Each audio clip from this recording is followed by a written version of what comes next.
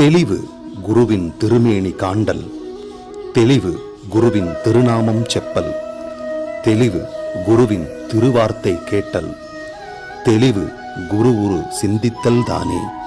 குருவே சரணம்.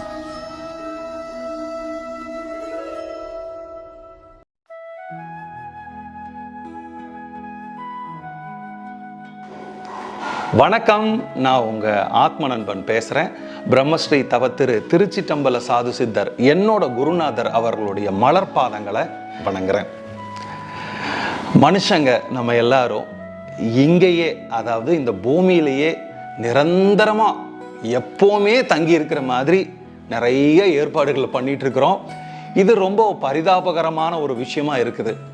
இதுக்கு அடிப்படை காரணம் என்ன?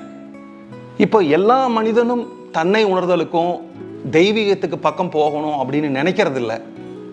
அவங்களுக்குன்னு ஒரு மோட்டோ வச்சுக்கிறாங்க, ஒரு அச்சீவ் பண்ணக்கூடிய விஷயத்தை வச்சுக்கிறாங்க, அந்த அச்சீவ் பண்ணுற விஷயத்தை நோக்கி ஓடுறாங்க. இதில் என்ன முக்கியமான விஷயம் அப்படின்னா, பிரம்ம கிரந்தின்னு ஒரு விஷயம் இருக்குது. அது நிறைய பேர்த்துக்கு தெரியுமா தெரியாதான்னு எனக்கு தெரியல. இன்னைக்கு அந்த சூட்சும ரகசியத்தை உங்கள் கூட நான் பகிர்ந்துக்கணும்னு ஆசைப்பட்றேன். நம்மளோட உடம்புல 6 விதமான சக்கராக்கள் இருக்குது. இந்த சக்கரங்களில் சுவாதிஷ்டான சக்கரம் ரொம்ப முக்கியமான ஒரு பங்கு வகிக்குது. ஏன்னா அது நம்மளோட ஆதார மையம், அதுதான் நம்மளோட பாலுணர்வு மையமாக இருக்குது. நம்ம ஒரு மனிதனை படைப்புக்கு தூண்டக்கூடிய ஒரு விஷயம் அந்த சக்கரத்தில் தான் இருக்குது. இப்போ நான் அப்படி சொல்லும்போது இது பாலுணர்வு சம்பந்தப்பட்டமான விஷயம் நீங்கள் நினச்சிக்காதீங்க. பாலுணர்வு சம்பந்தப்பட்ட விஷயம்தான், ஆனால் அதை தாண்டி படைத்தல்னு ஒரு விஷயம் இருக்குது. இந்த உலகத்தில் மனிதன் வந்ததுக்கு அப்புறம் அவன் நிறைய விஷயத்தை படைக்க ஆரம்பிச்சிடுறான். படைச்ச விஷயத்தை காப்பாற்ற ஆசைப்படுறான், காப்பாற்ற ஆசைப்பட்ட விஷயத்தை பெருக்க ஆசைப்படுறான். இப்போ நான் சொல்றது உங்களுக்கு புரிஞ்சிருக்காதுன்னு நினைக்கிறேன். இப்போ இந்த உலகத்தில் ஒரு மனிதன் மெட்டீரியலிஸ்டிக் லைஃப்ல விரிவடைஞ்சிட்டே போகணும்னு ஆசைப்படுறான். ஒரு பிச்சை எடுக்கிற ஒரு அன்பராக இருக்கட்டும், லட்சாதிபதியாக இருக்கட்டும், ஒரு மந்திரியாக இருக்கட்டும், இல்லை நாட்டுக்கே தலைவராக இருக்கட்டும், ஒரு அரசராக இருக்கட்டும், இன்னுமே விரிவுபடுத்தணும் தான் போகிறாங்க. அந்த விரிவுபடுத்தின விஷயத்தை காப்பாற்றணும்னு போகிறாங்க. இவங்க முனைப்பெல்லாம் இதுலேயே தான் இருக்குது.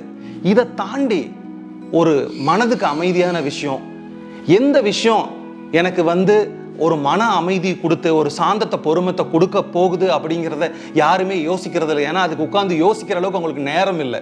ஆனால் அந்த ரகசியத்தை நான் இன்னைக்கு சொல்ல போகிறேன். எந்த ஒரு விஷயம் மனிதனுக்கு அமைதியும் ஆனந்தத்தையும் பொறுமையும் கொடுக்க போகுதுங்கிற அந்த ஒரு வார்த்தையை நான் இன்னும் கொஞ்ச நேரத்தில் ரிவீல் பண்ண போகிறேன். ஆனால் அதுக்கு முன்னாடி மனிதர்கள் ஓடிக்கிட்டே இருக்காங்க. பணம் சம்பாதிக்கிறதுக்கு ஓடுறாங்க, சொத்து சேர்த்துறதுக்காக ஓடுறாங்க. ஒருவேளை பணம் சம்பாரிச்சு முடிச்சுட்டாங்க அப்படின்னா அதை செலவு பண்ணுறதுக்காக ஓடுறாங்க.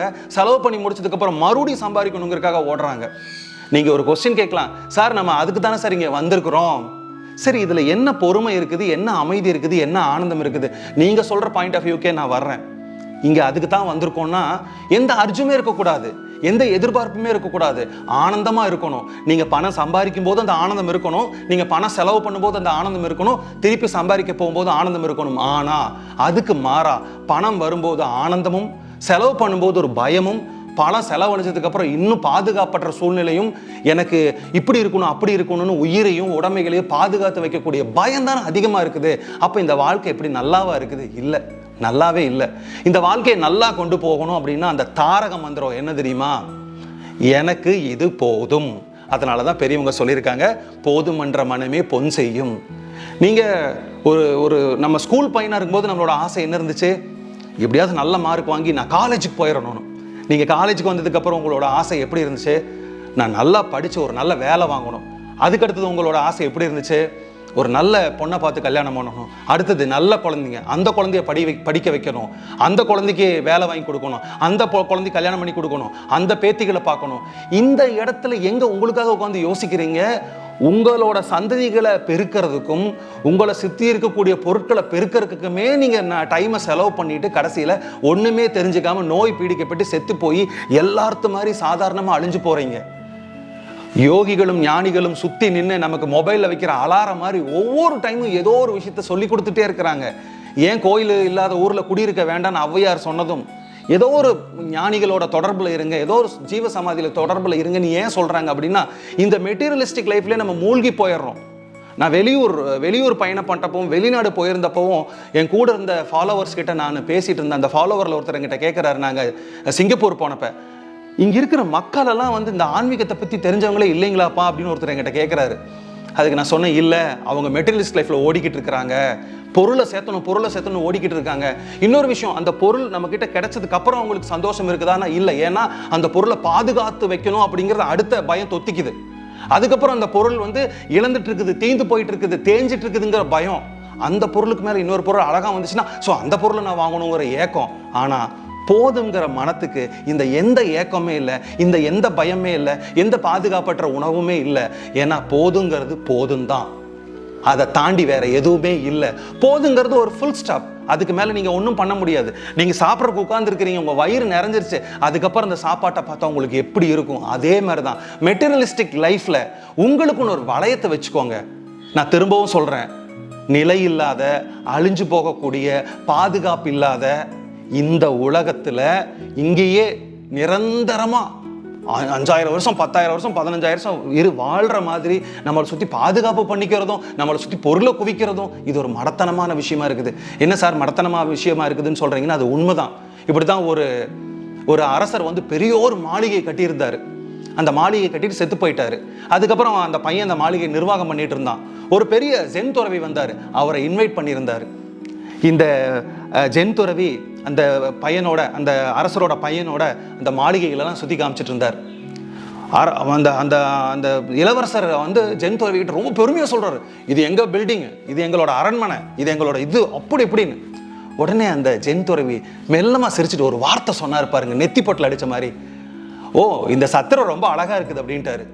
வந்துச்சே இளவரசனுக்கு கோவம். ஏங்க, எங்கள் அப்பா வந்து இவ்வளோ அழகாக கட்டி வச்சிருக்காரு, நான் இவ்வளோ அழகாக மெயின்டைன் பண்ணிட்டு இருக்கிறேன், இந்த அரண்மனை மாட மாளிகை எவ்வளோ பார்க்கு பூங்கா எப்படி இருக்குது, இதை பார்த்து சத்திரங்கிறீங்க, இப்போல்லாம் பேசாதீங்க சாமி, எனக்கு ரொம்ப மனசு கஷ்டமாக இருக்குது அப்படின்னு சொன்னீங்க. ஆமாப்பா, இது சத்திரம் தானே, உங்கள் அப்பா இருந்தார், உங்கள் அப்பாவுக்கு அப்புறம் நீ இருக்கிற, அடுத்தது உன் குழந்தை இருக்கும், உன் குழந்தை இருக்கும், அவன் குழந்தை இருக்கும், அவன் குழந்தை இருக்கும், மாறி மாறி தங்கிட்டு இருக்கிற இடத்துக்கு பேர் சத்திரம் தானே, அதுக்கு பேர் அரண்மனை இல்லைன்னு சொன்னாராமா. பிரியமானவர்கள், இந்த விஷயத்தை நம்மளும் எடுத்துக்கணும். இப்போ நம்ம இருக்கிற வீடு இன்னும் கொஞ்ச நாள்ல உங்கள் மகனுக்கோ மகளுக்கோ இல்லைன்னா வேற யாருக்கோ எழுதி அவங்க வந்து வசிச்சுட்டு இருப்பாங்க. நீங்கள் யூஸ் பண்ணிட்டு இருக்கிற பொருட்கள் எல்லாம் போயிடும். நீங்கள் இறந்ததுக்கப்புறம் உங்கள் பொருட்களுக்காக சண்டை கூட போட்டுக்குவாங்க, உங்களை எல்லாருமே மறந்துடுவாங்க. வாழ்கிற காலத்தில் போதும் அப்படிங்கிற மனதில் ஒரு ஃபுல் ஸ்டாப் வைங்க. நீங்கள் ஆன்மீகத்துக்கு நெருங்கணும், தெய்வீகத்துக்கு நெருங்கணுங்கிறத தாண்டி நீங்கள் போதுங்கிற ஃபுல் ஸ்டாப் வைக்கும்போது உங்கள் மனது அமைதியாகும். சில பேர் பாருங்க, அமிர்தமே கொடுத்தா கூட சாப்பிட மாட்டாங்க. இவ்வளோனா அவ்வளோதான், அது அமிர்தமாக இருந்தானே விஷமாக இருந்தானே, எனக்கு அவ்வளோதான், அதுக்கு மேலே எனக்கு தேவையில்லைம்பாங்க. அது ஒரு திடகாத்திரமான ஒரு வைராக்கியமான மனநிலை. இப்போ இருக்கக்கூடிய 2025 காலகட்டத்தில் யாருக்காவது போய் உங்களுக்கு என்ன வேணும்னு கேட்டு பாருங்க, ஒரு லிஸ்ட்டே போடுவாங்க. யாருமே எனக்கு இருக்கிறதுல நான் சந்தோஷமா இருக்கிறேன்னு சொல்றது யாருமே இருக்க மாட்டாங்க. இப்படி கூட ஒரு சர்வே பண்ணியிருக்காங்க. இது புத்தர் காலத்தில் கூட இந்த சர்வே பண்ணியிருக்காங்க. புத்தர் ஒரு இளைஞனை அனுப்பிச்சு கேட்டுட்டு வர சொல்லும்போது 1000 வரிகள் எழுதி கொடுத்தாங்களாமா அந்த ஊருக்கு மக்கள். இன்னைக்கு ஒரு ரீசெண்டாக ஒரு சர்வே பண்ணியிருக்காங்க. மக்கள் போதுங்கிற மனநிலையில் இருக்காங்களா, இன்னும் பெருக்கணும் வளரணும்னு மனநிலையில் இருக்கிறாங்களான்னு சர்வே எடுத்திருக்கிறாங்க. அந்த சர்வேல இன்னும் பெருக்கணுங்கிற மனநிலையில் இருக்கிறாங்க, அதனால அவங்களுக்கு அமைதி இல்லைங்கிறத ரிப்போர்ட்டாக கொடுத்துருக்காங்க. பிரியமானவர்களே, உங்களுக்குன்னு இருக்கிறது உங்களுக்கு கண்டிப்பாக கிடைக்கும். உங்களை விட்டு போகிற விஷயம் உங்களை விட்டு போயிடும். எனக்கு எது கிடைச்சிருக்குதோ அதை நீங்கள் தக்க வச்சுக்கணும்னு ஆசைப்படாதீங்க. ஒரே ஒரு ஆழமான விஷயத்த சொல்லிட்டு இந்த பதிவை முடிக்கிறேன். எதையுமே பிடிச்சி வைக்கணுங்கிற மனசை நீங்கள் என்னைக்கு விடுறீங்களோ அப்போ எல்லாமே உங்களுதான் இருக்கும். என்னைக்கு பிடிச்சி வச்சுக்கிறீங்களோ, நீங்கள் எவ்வளோங்க பிடிச்சி வைப்பீங்க, இவ்வளோ பிடிச்சி வைப்பீங்களா, இவ்வளோ பிடிச்சி வைப்பீங்களா, இவ்வளோ பிடிச்சி வைங்களா? பிரபஞ்சம் பெருசு. நீங்கள் பிடிச்சி வைக்கிறதுக்கு எதுவுமே இல்லைன்னு நீங்கள் பிரபஞ்சத்துக்குள்ளே இருப்பீங்க. நீங்கள் பிடிச்சி வைக்கிற தன்மையில் இருந்தீங்கன்னா பிரபஞ்சத்தில் இத்தினோண்டு ஒரு விஷயத்து கூட ஒட்டி அதனோட கர்வத்தோட ஆழத்தில் இருப்பீங்க. அதனால் போதும் என்ற மனமே பொன் செய்யும். அதிகமாக பிடிச்சி வச்சுக்காதீங்க, வாழுங்க. வாழ்க்கைக்கு பாதுகாப்பு பண்ணாதீங்க, வாழ்க்கையை விரிவுபடுத்தாதீங்க, வெறுமனே வாழுங்க. அர்த்தம் கண்டுபிடிக்காதீங்க. What is the purpose of life அப்படின்னு போய் ஒரு சுவாமிஜி கிட்ட கேட்காதீங்க.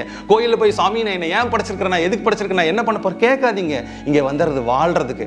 அந்த வாழ்க்கையை எப்படி வாழணுங்கிற ஒரு டெக்னிக்கை உங்களை சுற்றி இருக்கிற குருமார்கள் உங்களுக்கு சொல்லிக் கொடுப்பாங்க. அதுக்கு தான் அவங்க வந்திருக்காங்க. அந்த குருமார்கள் சொல்லிக் கொடுக்குற டெக்னிக்கில் நீங்கள் வச்சு பயணப்பட்டீங்கன்னா இந்த நாள் மட்டும் இல்லை, ஒவ்வொரு நாளும் டில் யுவர் டெத் அருமையாக அழகான நாளாகும்னு சொல்லிட்டு இன்னொரு நல்ல சந்தர்ப்பத்தில் சந்திக்கிறேன். நன்றி, வணக்கம்.